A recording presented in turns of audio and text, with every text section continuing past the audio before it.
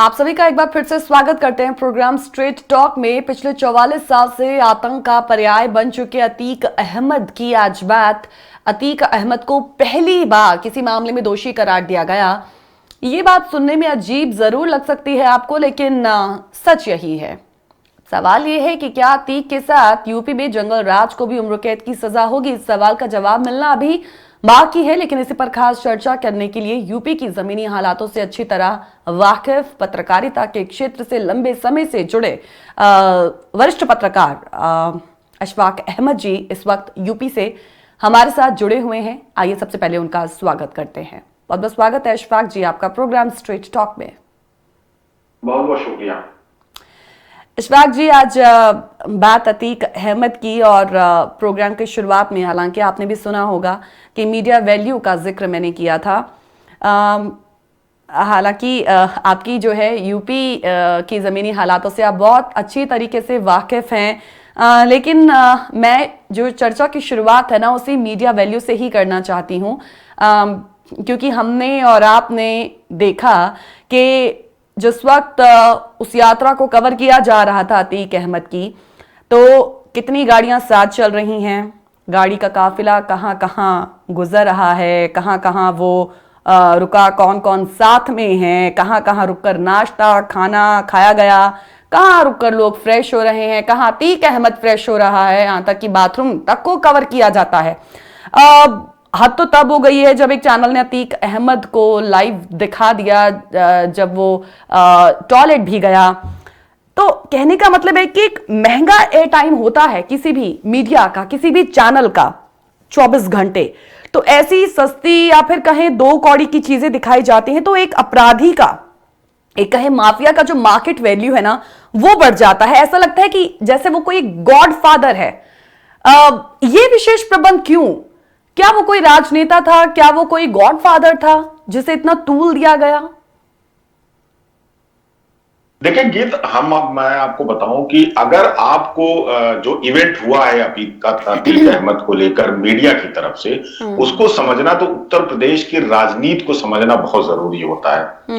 उत्तर प्रदेश की राजनीति में एक बड़ी दिलचस्प कहानी यह है कि यहाँ की जो आम पब्लिक है, जिसको हम कहते हैं कि वो अपने काम में बिजी रहती है, वो अपना सिर्फ दिन भर अपनी दिनचर्या में बिजी रहती है, परिवार के साथ बिजी रहती है, अपनी नौकरी के साथ बिजी रहती है, लेकिन उसे एक वर्ड बहुत आपको उत्तर प्रदेश में सुनने को मिलेगा कि भौकाल। असल में ये जो राजनीति है इसमें सबसे ज्यादा इसी चीज की चर्चा होती है और पब्लिक को इसमें बहुत इंटरेस्ट आता है।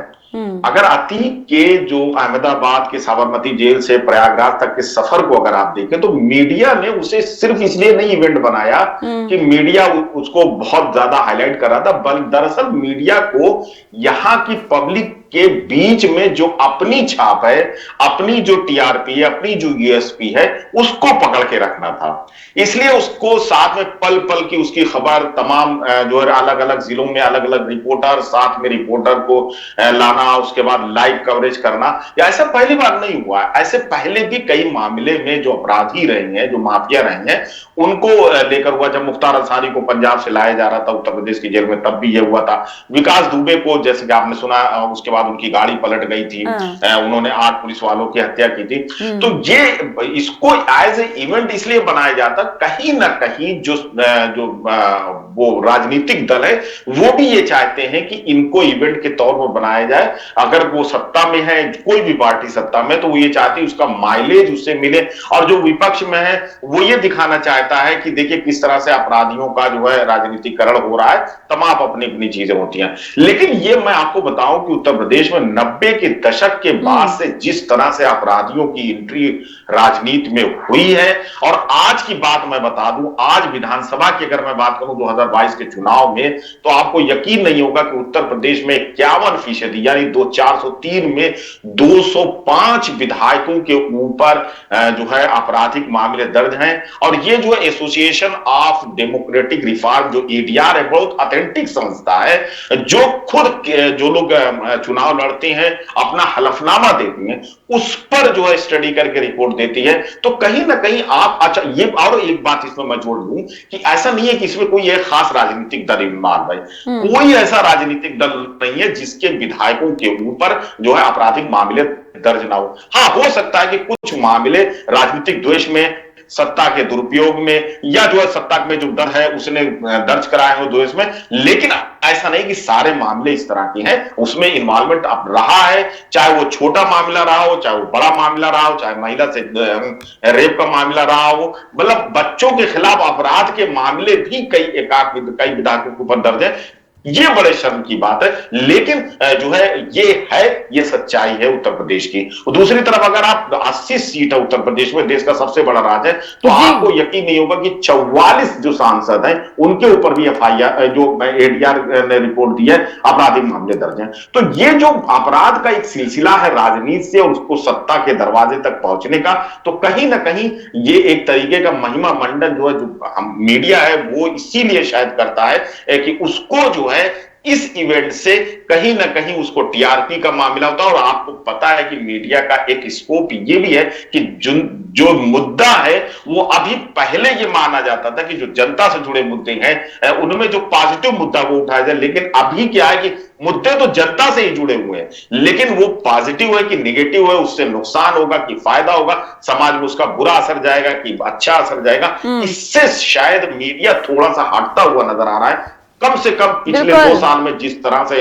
इवेंट बनाया गया। जी मैं बिल्कुल, क्योंकि देखिए हम भी मीडिया से जुड़े हैं, आप भी मीडिया पत्रकारिता से हम लोग जुड़े हुए हैं, तो इन चीजों को हम भली भांति समझते हैं कि एक एज जब चाहिए होता है ना पत्रकारों को, एक चैनल को, तो ये चीजें होती हैं। लेकिन जनता जो है, अगर मैं यूपी से हटकर दूसरी जनता की बात करूं, दूसरी आम जनता, किसी भी दूसरे राज्य की जनता की बात करूं, तो फिर वो यही सोचेगी कि एक माफिया को, एक भोकाल को, जो अभी नाम दिए जाते हैं, जिस टर्मिनोलॉजी का इस्तेमाल किया जाता है, उसे इतना महत्व क्यों दिया जा रहा है? आखिर उसने ऐसा अच्छा काम किया ही क्या है? आपने विकास दुबे की बात की, आपने मुख्तार अंसारी की बात की। ऐसे में एक एज मिल जाएगा यदि अतीक अहमद के साथ भी रास्ते में कुछ ऐसा हो जाता। लेकिन ये सवाल मैं फिर भी पूछूंगी, आपसे पूछूंगी, क्या मीडिया से ये सवाल नहीं पूछा जाना चाहिए कि आकलन और संभावना पर महंगे टाइम के 24 घंटे बर्बाद करना ये कहां की पत्रकारिता है? अगर उन्हें ऐसा लगता भी है तो वो चुपचाप पीछा कर सकते थे। मिनट दर मिनट ऐसी महत्वहीन घटनाओं को ऑन एयर करके नेशनल इवेंट बनाने की जरूरत क्या थी? मतलब जब हम एनबीटी की बात करते हैं, नेशनल ब्रॉडकास्टिंग की, उसने तो अब ऐसा लगता है कि आप उसे इस मामलों पर भी कहीं ना कहीं गाइडलाइन बनाने की जरूरत थी, क्योंकि जब कुछ टेररिस्ट एक्टिविटी होती थी तभी पत्रकार लाइव घुस जाते थे और इससे कुछ खतरा हो सकता था उन्हें, तो उन्होंने उस वक्त कुछ गाइडलाइंस बनाई थी। तो क्या ऐसा नहीं लगता है कि ऐसे मामलों पर भी कुछ गाइडलाइंस बनने की जरूरत है कि इतना टूल ना दिया जाए, एक नेशनल इवेंट जो है वो उसे बनाने की कोशिश ना करें? क्योंकि भारत में मुद्दे और भी ऐसे हैं जिन पर बात करने की जरूरत है, जिन्हें कवर करने की जरूरत है। आप एक माफिया को इस तरीके से कवर करके उसे नेशनल इवेंट बनाने की कोशिश कर रहे हैं। मैं चाहूंगी आप इस पर प्रकाश डालें। देखिए, इसमें एक बात मैं आपको बताऊं कि एक बड़ा हादसा हिंदुस्तान में हुआ था जब मुंबई में मुंबई में हमला हुआ था, और उसका जब नेशनल मीडिया ने लाइव टेलीकास्ट किया था, तो ये रिपोर्ट्स है तमाम हमारी खुफिया एजेंसियों की कि उसका फायदा जो है अंदर बैठे हुए और जो लोग उसको ऑपरेट कर रहे थे बाहर विदेशों से, जिस पर पाकिस्तान पर भी आरोप रखा था, वो बाकायदा हमारी मीडिया को देख रहे थे और वहां से वो डायरेक्शन दे रहे थे। उसके बाद से इस पर बहुत लंबी बहस चली और मीडिया को एक एथिक्स ये कहा गया कि इस तरह की खबरों पर उसे कंट्रोल करना चाहिए। उसका एक बहुत बड़ा नेगेटिव इंपैक्ट ये हुआ था कि हमारा बहुत बड़ा नुकसान हुआ था, आम लोगों का जो है कई मौतें हुई थी, तमाम डैमेजेस हुए थे। और फिर एक ये आया था कि मीडिया खुद अपनी एक गाइडलाइन बनाएगा जिसमें 2 संगठन बने मीडिया के। लेकिन अगर आप माफियाओं का स्टडी करें तो इसमें 2 चीजें पहलू आता है। एक तो ये कि अगर चैनल की मजबूरी है तो क्या जो उससे जुड़ा हुआ पत्रकार है उसकी अपनी भी कुछ सेल्फ रिस्पेक्ट है, कुछ अपना भी सेल्फ असेसमेंट है, कुछ अपना भी सेल्फ। तो मैं आपको बताऊं कि जो चैनल के पत्रकार, जिन लोगों में तकरीबन मैं बात कर रहा हूं 2, 4, 6 को छोड़कर, वो न सिर्फ अपने चैनल पर बल्कि अपने फेसबुक, अपने सोशल मीडिया के अकाउंट पे, माफ कीजिएगा, सोशल मीडिया के अकाउंट पर लगातार इसकी अपडेट इस तरह से मिनट टू मिनट दे रहे थे जैसे वो किसी बड़े राजनेता का या किसी जो स्टेट के मुखिया का या सेंट्रल के मुखिया का दौरा चल रहा है और वो मिनट टू मिनट उसकी अपडेट दे रहे हैं। मुझे नहीं लगता कि इतना बड़ा अपडेट जो है, इतनी बड़ी कवरेज अब तक जो है किसी जो क्रिमिनल चैनल की रही हो जितना अतीक की कवरेज अतीक को किया गया हो।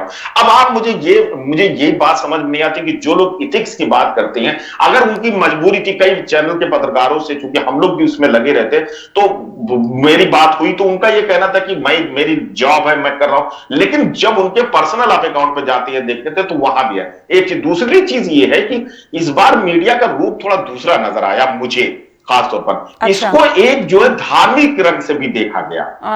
तो शायद ये वजह कि एक बंटवारा भी नजर आया। एक तरफ अतीक के समर्थन में न कुछ लोग नजर आए, तो बहुत से लोग उसके विरोध में नजर आए। और वजह उसकी साफ थी कि विकास दुबे की जिस तरह से जो है गाड़ी पलटी थी, उस पर कई सवाल खड़े हुए थे और ये आरोप लगा था कि जो है गाड़ी पलटाई गई है। ये तो जांच का विषय था, सरकार की तरफ से जांच भी की जा रही है, तमाम रिपोर्टें भी आई।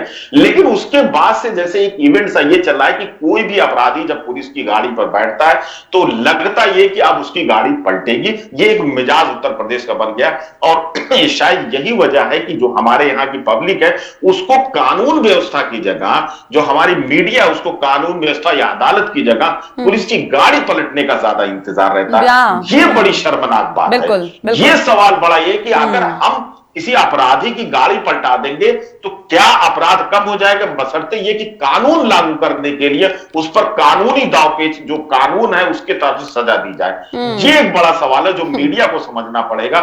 शायद नौजवान, जो नया मीडिया जो तबका आ रहा है, वो इस बात को नहीं समझता। वो जो चाहता है कि जो है फास्ट एंड रूल के हिसाब से तुरंत इस पर फैसला हो और गाड़ी पलटाई जाए और उससे मसाला मिले और वो आगे। ये दुर्भाग्य है, ये दुर्भाग्य है, बिल्कुल। लेकिन इतना जरूर कहेंगे कि मीडिया मतलब सिर्फ धंधा नहीं, बिजनेस नहीं होता। अगर होता तो फिर एक मीडिया हाउस और एक माफिया हाउस में डिफरेंस क्या रह जाएगा। तो अतीक यात्रा के बाद एनबीए को फिर से कोई नई शायद गाइडलाइन बनानी पड़े ताकि लाइव कवरेज के नाम पर वो ऊटपटांग कुछ ना दिखा सके, जैसा अतीक अहमद के उस कवरेज के दौरान देखा गया है। एक छोटे से ब्रेक के लिए रुकेंगे, तुरंत लौटेंगे स्ट्रेट टॉक में। जुड़े रहें इस चर्चा के साथ। आप सभी का एक बार फिर से स्वागत प्रोग्राम स्ट्रेट टॉक में। और हमारे साथ अशफाक अहमद जी इस वक्त जुड़े हुए हैं यूपी से, वरिष्ठ पत्रकार। आपका भी एक बार फिर से स्वागत करते हैं। अशफाक जी, अतीक अहमद को प्रयागराज की एक निचली अदालत से पहली बार सजा भी हुई है, तो कब और किस मामले में हम आप अच्छी तरीके से जानते हैं, लेकिन फिर भी दर्शकों को बताना चाहते हैं कि उमेश पाल के अपहरण के 17 साल पुराने मामले में उसे सजा हुई है, वो भी तब जब इसी साल 28 फरवरी को दिन दहाड़ी बीच सड़क पर उसे गोलियों से भून डाला गया। और ये उमेश पाल, जिस उमेश पाल की हमने जिक्र किया, जो इस व्यवस्था और न्यायपालिका से न्याय की गुहार लगाते लगाते मार डाला गया, वो था कौन? वो भी एक विधायक राजू पाल की हत्या का मुख्य गवाह था। तो विधायक राजू पाल की हत्या भी 18 साल पहले 2005 में कराई जा चुकी थी, लेकिन अब तक अपराधी अतीक अहमद और उसके कुनबे का बाल भी बांका नहीं हुआ। वो अपराध पर अपराध करता रहा और इस लोकतंत्र में चुनाव लड़ता रहा। अशफाक जी, कानून के शासन को देखिए, किस तरीके से ये माफिया पलटते नजर आते हैं। देखिए, एक बहुत बड़ा सवाल उत्तर प्रदेश में ये है कि आप अगर माफिया की बात करें या तमाम इस तरह के अपराधियों की बात करें, तो उनके लिए कानून व्यवस्था को चैलेंज करना या कानून व्यवस्था को तोड़ना मुझे नहीं लगता कि बहुत मुश्किल है। तमाम दावे सत्ता पक्ष की तरफ से, सरकारों की तरफ से, अधिकारियों की तरफ से किए जाते हैं। लेकिन हाल फिलहाल की कुछ एग्जाम्पल मैं अगर आपको दे दूं कि विधायक हैं अब्बास अंसारी, जो कि मुख्तार अंसारी के बेटे हैं, वो चित्रकूट जेल में बंद थे और सरकार के ही अधिकारियों ने जब छापा मारा तो उनकी पत्नी जेल में मिली। कहा यह जा रहा था कि वो पिछले 3 महीने से वो जेल में रह रही थी। अब आप अंदाजा लगाइए कि जेल को सबसे सुरक्षित माना जाता है, लेकिन जो है जेल के अंदर वो अपनी पत्नी के साथ रह रहे थे। और ऐसा अधिकारी कह रहे हैं, कोई पत्रकार या कोई आम आदमी नहीं कह रहा या विपक्ष का नेता आरोप नहीं लगा रहा है। तो उसके बाद तमाम कार्रवाइयां हुई हैं, उसके बाद उनका जेल बदला गया। दूसरी तरफ आपने पहले भी जिक्र किया कि देवरिया में जब अतीक थे तो उन पर इल्जाम ये लगा था कि उन्होंने वहां से रंगदारी के लिए किसी का किडनैप कराया। और अभी जो उमेश पाल की हत्या हुई है, पुलिस के मुताबिक इस हत्या में अब जो है अतीक अहमद को भी शामिल किया गया। और मानी बात है कि वो जेल में चूंकि बंद है तो उन्हें जो है षड्यंत्रकर्ता के रूप में 120 बी के रूप में उन्हें शामिल किया जाएगा। तो इसका मतलब साफ है कि कहीं ना कहीं वो अहमदाबाद की बहुत ही हाई प्रोफाइल जेल साबरमती से अपने लोगों को कमांड कर रहे थे। ये जो खुले तौर पर चीजें सामने आती हैं वो हम कह सकते हैं। तो कहीं ना कहीं अपराधियों के लिए जेल हो, जेल से बाहर हो, उन्हें सिस्टम को कैप्चर करना, सिस्टम को क्रैक करना और सिस्टम को कब्जे में करना, ये इतना मुश्किल नहीं लगता, मुझे लग रहा है, जो फिलहाल। दूसरी चीज है कि अतीक की अगर हम बात करें तो देखिए उत्तर प्रदेश में सिर्फ अतीक नहीं, तमाम जो जिले में, अलग अलग जिलों में आप जाएंगे तो तकरीबन हर जिले या हर मंडल पे एक बड़ा माफिया आपको मिल जाएगा। 90 के दशक के बाद जब राजनीति बदली उत्तर प्रदेश की, कांग्रेस के बाद दूसरी सरकारों की हुकूमत आई, तो सत्ता पर काबिज होने के लिए तमाम अपराधियों को सीधे सीधे, पहले लोग बैक में उनका इस्तेमाल करते थे, लेकिन फिर सीधे उन्हें टिकट दिया जाने लगा। आरोप सभी पार्टियों पर। अगर आप ये कहना कि सपा ने दिया, बसपा ने दिया, हमने नहीं दिया, तुमने नहीं दिया, ये कहने की बात है, लेकिन जब आप स्टडी करेंगे तो कोई ऐसा राजनीतिक दल नहीं है जिसने माफियाओं को टिकट ना दिया हो, अपराधियों को टिकट ना दिया हो, या जिन पर केस ना हो उनको टिकट ना दिया हो। इस विधानसभा यानी 2022 में भी अगर आप रिकॉर्ड चेक करेंगे तो आप ये समझिए कि इस समाजवादी पार्टी के 43% विधायक क्रिमिनल रिकॉर्ड है उनके ऊपर, बीजेपी के 35%, आरएलडी के 63%, और जो दो छोटे दल है सुभाषपा और निषाद पार्टी, उनके जो है 67%, और वहीं जो है जो दूसरे अपना दल है उसके भी विधायक सबसे कम 17% उसके विधायक ऊपर क्रिमिनल केस है। बाकी कांग्रेस का, बीएसपी का, जनसत्ता दल के एक कांग्रेस बीएसपी और जनसत्ता दल के 2 विधायक, चारों पर आपराधिक केस है। तो आप उस अंदाज को अगर आप ले तो ये कहीं ना कहीं, कहने को तो सब एक दूसरे पर ब्लेम करते हैं, लेकिन अपराधियों को टिकट देने में कोई भी राजनीतिक दल पीछे नहीं है, क्योंकि उसे सिर्फ जीत चाहिए, सत्ता चाहिए, सरकार में अपनी हिस्सेदारी चाहिए, जो छोटे दल हैं। तो ये जो पूरा कॉन्सेप्ट है वो इसी बात को लेकर है कि उत्तर प्रदेश में अपराध का जो नेक्सस है उसको दावे भले किए जा रहे हैं कि बुलडोजर राजनीति चल रही उत्तर प्रदेश में, कानून व्यवस्था, लेकिन अभी भी नेक्सस को बहुत अच्छे तरीके से तोड़ा नहीं जा रहा है। दूसरी चीज, जो अपराधियों के खिलाफ केस है, अभी जो MP MLA fast track court जिन मामलों में फैसला दे रही है वो बड़े आपराधिक मामले नहीं है, वो छोटे मामले में, हेड स्पीच के मामले में फैसला दे रही है, तो पास के मामले में फैसला दे रही है। तो कहीं ना कहीं ये देखने वाली, गौर करने वाली बात है। जी बिल्कुल। ये जो आपने एक कहीं ना डेटा भी रखा तमाम राजनीतिक पार्टियों के, कुछ एमपीज का, कुछ विधायकों का, कुछ नेताओं का, दुर्भाग्य से देखिए मुझे भी कहना पड़ता है कि फिर ये है ना हमारे लोकतंत्र और न्याय प्रणाली की वो कड़वी सच्चाई, जिसमें राजनीति के अपराधीकरण और अपराध के राजनीतिकरण के कारण पूरी जो एक सिस्टम है, पूरा जो एक कहें पूरी एक व्यवस्था है, एक तरह से अपराधियों का पोषण और संरक्षण करती हुई और आम जनता का दलन और दमन करती नजर आती है। और अतीक अहमद का ये जो प्रसंग है, उसने तो एक बार फिर से इस आपराधिक और अन्यायपूर्ण व्यवस्था को पूरी तरीके से बेनकाब कर दिया। ये दुर्भाग्य है फिर हमारे लिए, हमारे देश के लिए, देश की जनता के लिए। इस नेक्सस को तो तोड़ना है, क्रैक तो करना है, तो होगा कैसे फिर? अब देखिए होगा कैसे, कोई जो है ब्रह्मास्त्र तो नहीं है किसी के पास, लेकिन कुछ सिस्टम जो है जिसको कहते हैं कि अभी जैसे निर्वाचन आयोग ने एक सिस्टम ये बनाया कि जो अपराधी को आप टिकट देंगे उनका अखबार में पब्लिश करेंगे और टीवी पे चैनल पर दिखाएंगे, ताकि आम जनता को पता चले कि उनका कैंडिडेट के ऊपर कितने अपराध हैं। लेकिन देखिए ये इस तरह की चीजों से अभी तक जो रिजल्ट आए हैं वो सकारात्मक रिजल्ट नहीं है, वो पॉजिटिव रिजल्ट नहीं है। तो दो चीजें हो सकती हैं, एक तो ये है कि जो राजनीतिक दल है वो खुद ये तय करे कि वो अपराधियों को, या जिनके ऊपर गंभीर अपराध कम से कम है, उनको नहीं टिकट देंगे जब तक कि वो बरी ना हो जाए। दूसरी चीज ये है कि जनता को भी ये तय करना पड़ेगा, जिसकी सबसे ज्यादा जिम्मेदारी चूंकि चुनती हुई है कि किसी भी राजनीतिक दल में वो जाति, धर्म, क्षेत्र से उड़कर अगर अपराधी आ गया है, भले उनकी जाति का हो, उनके घर का हो, वो उसको वोट नहीं देंगे। एक तो रास्ता ये हो सकता है। तीसरा जो सबसे मतलब जरूरी रास्ता है जिसको कह सकते हैं, और ये ज्यादा इफेक्टिव हो सकता है, कि जो अदालतें हैं जिनमें केस चल रहा है उसमें जो केसेस जो अपराधियों के खिलाफ है उनको फास्ट ट्रैक कोर्ट में चलाया जाए, उन्हें तुरंत फैसला कराया जाए, और अगर उनके ऊपर आरोप गलत है तो उसको हटाया जाए, लेकिन अगर सही आरोप है तो उन्हें सजा दी जाए, और सजा देकर उन्हें जेल की सलाखों के पीछे भेजा जाए, ताकि वो चुनाव में ना लड़ने पाए।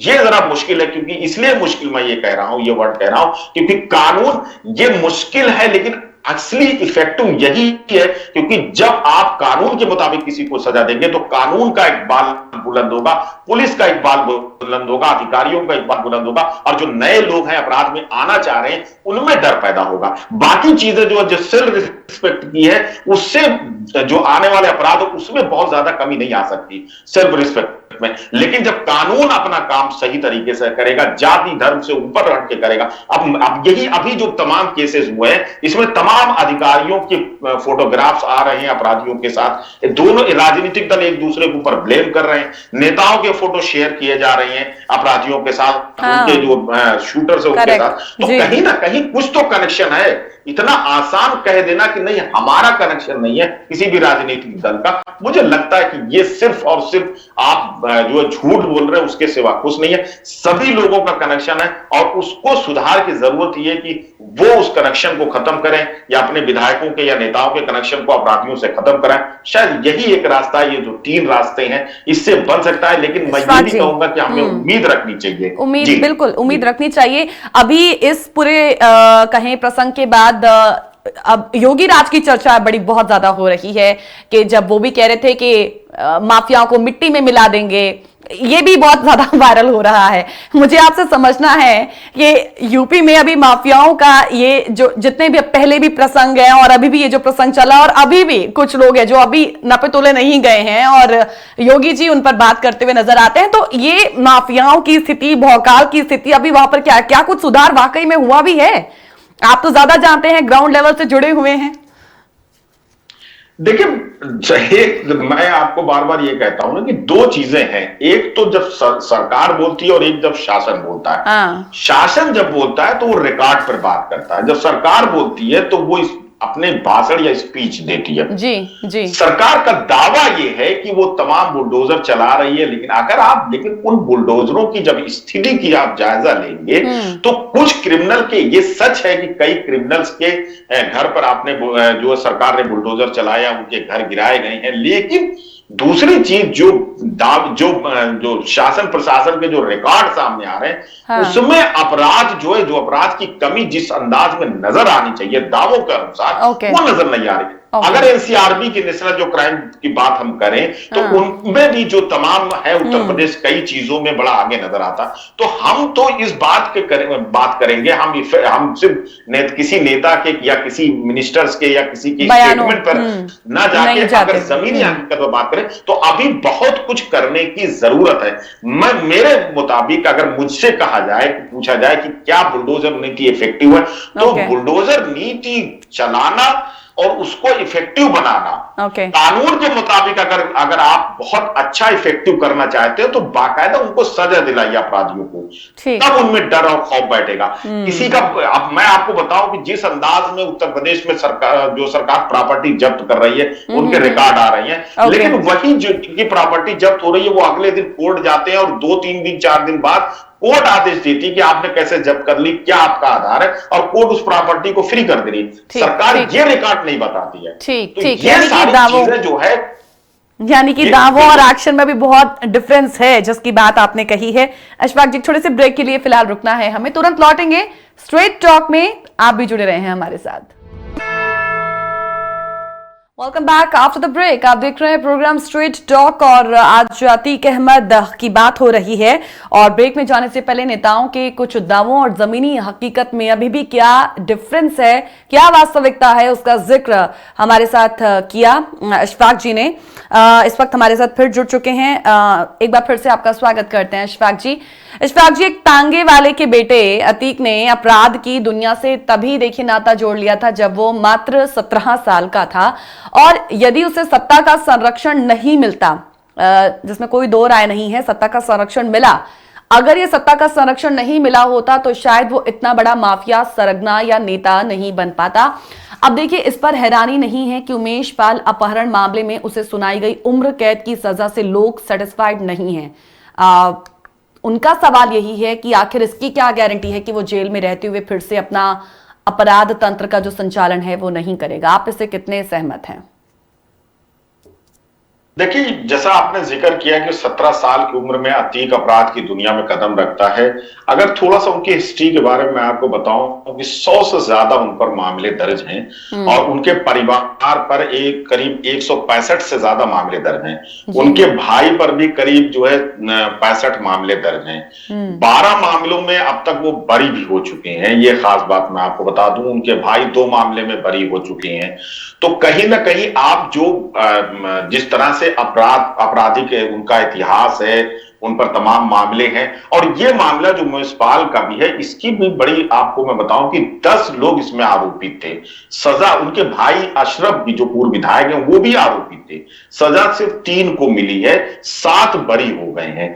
तो आप ये अंदाजा लगाइए कि अभी आगे जो है ये लोअर कोर्ट का फैसला है, हाई कोर्ट में चैलेंज होगा। तो सबसे बड़ी चीज ये है कि जो इतने तमाम उनके ऊपर आरोप है, अतीक के ऊपर जो आपराधिक गतिविधियां में वो शामिल रहे हैं, उसमें क्या पुलिस ने किस तरह की छानबीन की है, जांच की है, और कैसे एविडेंस जो है कोर्ट में रखे हैं कि उनको जो है उम्र कैद की सजा मिली है, और दूसरे मामले में जो आगे सजा मिल सकती है उन्हें क्या मिल सकती है। एक बात। दूसरी चीज ये कि हाईकोर्ट जाते जाते इनमें कितने मामले टिक पाएंगे, ये भी एक बड़ा सवाल है। तीसरी चीज ये है कि जब जो बड़ा अपराधी होता है उसके खिलाफ, जिस तरह से उमेश पाल की हत्या हुई, और वो भी जो मौजूदा सरकार जो कि दावा करती है कि कानून व्यवस्था बहुत बेहतर है, खुलेआम आपने उनके तमाम वीडियोस देखे होंगे। तो कहीं ना कहीं एक जो इस तरह के लोग जो अपराध करते हैं, जो माफिया है, उनके खिलाफ सबूत इकट्ठा करना, और सबसे बड़ी चीज है जो भारतीय कानून व्यवस्था में कि गवाह लेकर आइए, गवाहों को लाना, उन्हें कोर्ट तक पहुंचाना और फिर उन्हें जिंदा रखना, ये एक बहुत बड़ा सवाल है। बहुत बड़ा तो चैलेंज भी है। हाँ। चैलेंज है। आप ये अंदाजा लगाइए कि उमेश पाल को 2 सुरक्षा गार्ड मिले थे और दोनों की हत्या हो जाती है उमेश पाल के साथ, उनका तो कोई जिक्र ही नहीं कर रहा है। ये एक बड़ा सवाल है कि आप ये सोचिए कि अपराधी कितने बेखौफ थे कि उन्होंने उमेश पाल के साथ साथ दोनों जो सुरक्षा गार्ड मारा, और कहा यह जा रहा है कि पहली जो गोली चली है वो सुरक्षा गार्ड पर ही चलाई गई। तो ये एक बड़ा चैलेंज है, इसको किस नजरिए से देखा जाए। और जो उत्तर प्रदेश के तमाम अपराधी हैं, अक्सर ये हम लोग सुनते हैं कि जो पहले जो लोग गवाह बनते हैं, बाद में उन्हें डराया जाता, धमकाया जाता, और जिस उमेश पाल जैसा भी कई गवाहों का हाल कर दिया जाता, तो वो पीछे हट जाते हैं और थक जाते हैं। भारतीय कानून व्यवस्था की जो न्याय व्यवस्था की जो है लेट लतीफी कह लीजिए, कि उसकी सुनवाई कह लीजिए, कि उसके प्रोसेस की जो है एक डिटेल्ड कह लीजिए, उसकी वजह से वो इतना थक जाते हैं कि वो बैक हो जाते हैं, क्योंकि उनकी अपनी भी जिंदगी है, उनकी अपनी भी अपने परिवार की सुरक्षा को लेकर वो चिंतित रहते हैं, बच्चों की सुरक्षा को लेकर चिंतित रहते हैं। तो ये एक बड़ा सवाल है। दूसरी चीज ये है कि ऐसे मामले में सरकार क्या करती है, गवाहों को कितना जो सिक्योर करती है, उनके परिवार को कितना सिक्योर करती है, और उनके परिवार को चलाने के लिए क्या, अगर गवाह कहीं जॉब कर रहा है, उसकी जॉब छूट गई है, तो क्या परिवार को आर्थिक मदद सरकार देती है। इस तरह का कोई प्रारूप जो है सरकार के पास नहीं है। अगर ऐसे कुछ भी प्लान सरकार करे तो शायद इन माफियाओं के खिलाफ जो गवाह है वो और मजबूती से सामने आए और उन्हें सजा मिल सके। अतीक के मामले में यह मान के चला जा रहा है कि अभी उनको सजा मिली, वापस भेज दिया, कुछ और मामले में उनकी जल्द पेशी होगी और तेज जो है रिकॉर्ड में सजा उनको दी जाएगी। लेकिन कितने मामले में सजा दी जाएगी और क्या सजा वो आगे अपर कोर्ट तक कितनी टिकती है, ये देखने वाली बात होगी। जी बिल्कुल। लेकिन अभी भी हम देखते हैं ना कि अपराधियों की दहशत जो है वो नहीं होगी तो क्यों, तो क्या मतलब ये सिचुएशन ही क्यों है? क्योंकि आम जनता में देखिए अपराधियों की जो दहशत है वो अभी ना के बराबर है। उनके खिलाफ देखिए कार्रवाइयां जो हैं नगण्य हैं, जैसा अभी आपने जिक्र भी किया है, 0 है अभी। तो ये पूरी हम देखते हैं कि जेलों के बीचों बीच में भी ये पूरी शानो शौकत के साथ जो है निरंतर अपराध करते रहते हैं, आम लोगों को भी अपना ये शिकार बनाते हुए बड़ी ऐशो आराम के साथ जिंदगी व्यतीत करते हैं। अब उम्र कैद की सजा हुई है, हालांकि बहुत से ऐसे लोग हैं जिनका ये मानना है कि उम्र कैद की सजा नहीं होनी चाहिए, कोई कैपिटल पनिशमेंट जो है वो इसे दी जानी चाहिए थी। सो कुल मिलाकर अब माना जा रहा है कि अगर अब उसे अब उम्र कैद की सजा मिली है तो वो जेल के अंदर रहकर ही अपने नेक्सस को और स्ट्रॉन्ग करने की कोशिश करेगा, जिसमें नेताओं का, राजनेताओं का और बाकी लोगों का भी सपोर्ट जो है वो उसे मिलता रहेगा। बाहर तो अभी सब कुछ देखिए जो है वो हम सबके सामने है कि क्या हुआ है, पूरी हिस्ट्री आज हमने खंगाल दी, लेकिन अब अंदर क्या होगा उसका भी तो कुछ कहा नहीं जा सकता है ना। देखिए गीत, ये बात समझने वाली है कि जिसके ऊपर 100 क्रिमिनल केस हो, हाँ जिसको सरकार भी बड़ा माफिया मानती हो, एक हाँ चैलेंजिंग मानती हो, जी अधिकारी भी मानते हैं बड़ा माफिया, और उसका जेल में नेक्सस ना बने, हम्म ये जो अब तक के रिकॉर्ड मैं बता रहा हूं कि अब हम्म तक का जो रिकॉर्ड जेलों का रहा है, और जिस तरह से जेल के अंदर कहा यह जाता है कि आपके पास अगर पैसा हो तो आप हर चीज जेल के अंदर खरीद सकते हैं, हम्म हर चीज, हम्म चाहे वो जो है कहा यह जा रहा नशा से लेके ऐशो आराम तक खरीद सकते बिल्कुल हैं। और हाँ जी कई बार उत्तर प्रदेश की जेलों में अचानक छापे जब पड़ते हैं अधिकारियों के, तो हाँ कई चीजें जो अवैध हैं, चाहे मोबाइल फोन है, चाहे टीवी है, कूलर है, एसी है, तमाम चीजें बरामद भी होती हैं, ओके कार्रवाइयां भी होती हैं, लेकिन ठीक कितनी स्ट्रांग कार्रवाई होती है और हाँ कितना उस पर जो है नजर रखता है जो हाँ बड़ा अधिकारी है, ये बड़ी दिलचस्प बात होती है। दूसरी चीज है कि जो इस तरह के माफिया होते हैं, इनका सिर्फ जेलों में नेक्सस नहीं होता, हम्म इनका अधिकारी कई जो है पुलिस अधिकारियों अधिकारी या हैं उनके उस साथ भी मिजाज के रखने वाले हम्म लोगों के साथ भी इनका पूरी नेक्सस सांठगांठ होती कई है बार सामने जी पूरी साठगांठ रहती है, नक्सल रहता है, हाँ और जमीनी हाँ स्तर पर रहता है। मैं हाँ आपको एक छोटा सा 1 मिनट में और एक चीज बता दूं कि 90 के दशक के बाद से जब एक परिवर्तन आया देश में, जो है विकास के नाम पर जो है जो चेंजेस हुए हैं, हम्म मेट्रोज बनने लगे हैं, अलग हम्म अलग मेट्रो सिटी बनने लगे हैं, हम्म रियल एस्टेट का बिजनेस बूम आया, तो ओके इन अपराधियों को एक बड़ा स्कोप मिला है इस काम में, वो सेटलमेंट कराने से लेके अवैध कब्जे से लेके तमाम चीजें। पहली चीज। दूसरी चीज, पहले अपराधी जो है अंडरग्राउंड रहता था, लेकिन 90 के दशक के बाद अब अपराधी ऐश आराम के साथ रहता है, बड़े बड़े बंगला बनाता है और उसके बड़ी दर्जनों गाड़ियां रखता है। और आप समझ लीजिए उत्तर प्रदेश के जितने आपराधिक रिकॉर्ड के नेता आप देखेंगे जिनको माफिया की संज्ञा दी जाती है, वो कम से कम 10 से 12 गाड़ियां या 15 गाड़ियों की काफिले के साथ, जो महंगी गाड़ियां उसके साथ चलती है, उनका खर्चा मेंटेन करना, उनके साथ दर्जनों लोग चलते हैं और वो भी शान शौकत के साथ रहते हैं। तो ये जो टोटल खर्चा, ये पूरा एक तरीके से इंडस्ट्री का रूप ले चुका है। मैं तो कहूं, मैं बार बार इसको ये कहता हूं कि ये जो है पूरा इंडस्ट्री का रूप ले चुका है, और इसको तोड़ना जो है सरकार के लिए बहुत जरूरी है कि इंडस्ट्री में जो लोग इन्वॉल्व हैं उनको जो है किसी तरीके से क्रैकडाउन किया जाए, ताकि मेन चीज ये कि इनका जो फंड की सप्लाई अगर वो रुकेगी तो शायद अपराध पर भी काबू ठीक ठाक पाया जा सकता है। बहुत बहुत शुक्रिया अशफाक जी, ये तमाम जो आपने पहलू हमारे साथ शेयर किए, साझा किया है, उसके लिए बहुत बहुत धन्यवाद आपका समय देने के लिए। अशफाक जी ने कई अहम पहलुओं पर आज जो है प्रकाश डालकर हमें, जी जी बहुत बहुत शुक्रिया सर आपका भी। कुल मिलाकर इतना देखिए, जो आज की हमारी चर्चा रही अशफाक जी से, हम इतना जरूर कह सकते हैं कि देखिए लोकतंत्र के उजले बैनर तले कानून और संविधान, जिसका जिक्र आज हमने कई दफा किया, अशफाक जी ने कितनी दफा किया है, तो कानून और संविधान के राज वाले इस देश में आज किसी की ये हैसियत नहीं है कि वो किसी अपराधी को छू भी सके। कोई अपराधी यदि बीच चौराहे पर 4 लोगों का कत्ल कर दे या 4 स्त्रियों का रेप कर डाले, तो भी समाज को यह अधिकार नहीं है कि वो उसे 4 जूते लगा सके। आज की देखिए परिस्थिति ये है, बल्कि समाज का क्या कर्तव्य होना चाहिए, समाज का कर्तव्य यही निर्धारित किया गया है कि वो उस अपराधी को पकड़कर बाइज्जत कानून के हवाले कर दे, ताकि सैकड़ों मुकदमे हो जाने के बाद भी, अतीक अहमद की बात कर रहे हैं, सैकड़ों मुकदमे हो जाने के बाद भी अगले 44 साल तक उसे सजा ना हो सके और वो उसी समाज की छाती पर मानवीय बनकर बैठ जाए और समाज को मजबूरी में उसकी जय जयकार करनी पड़े। तो कहीं ना कहीं हम देखिए एक 5 पिलर्स की बात कर रहे हैं लोकतंत्र की, और उनमें जो एक आखिरी पिलर है ना, वो समाज है। और समाज को देखिए इस प्रकार से हताश कर देने के लिए आज केवल विधायिका, कार्यपालिका या मीडिया को ही नहीं, न्यायपालिका को भी कटघरे में खड़ा किया जाना चाहिए। तो कुल मिलाकर अब समय आ चुका है कि जब न्यायपालिका की भी आंख में आंखें डालकर उसे बताया जाना चाहिए कि आपके भीतर जो व्याप्त एक भ्रष्टाचार है, जो एक कहें जैसे कई दफा कह देते हैं निकम्मापन और लेट लतीफी, जिसका आज हमने जिक्र भी किया, तो इन तमाम चीजों के कारण देश में जंगल राज जैसी स्थिति बन चुकी है। और ये सिर्फ एक राज्य की बात नहीं है, ये पूरे देश के कई राज्यों की बात है जहां पर ऐसी ही स्थिति आज बनी हुई है। आज की चर्चा को, स्ट्रेट टॉक की चर्चा को हम यहीं पर समाप्त करना चाहेंगे, लेकिन हर बार जो अपील की जाती है दर्शकों से कि आज के इस एपिसोड को लेकर आपके अपने क्या विचार हैं, आपका क्या फीडबैक है। तो फीडबैक का हमें इंतजार रहेगा, और फीडबैक देने के लिए आपको करना क्या है कि नीचे दिए गए जो ईमेल आईडीज हैं geeta@justbroadcasting.com या info@justbroadcasting.com, उस पर आप अपने विचार या फिर स्ट्रेट टॉक के इस प्रोग्राम को लेकर कुछ सजेशन सुझाव भी हमारे साथ शेयर कर सकते हैं। आपके फीडबैक का, सुझावों का हमें हमेशा की तरह इंतजार रहेगा। इसी के साथ फिलहाल दीजिएगा इजाजत। नमस्कार।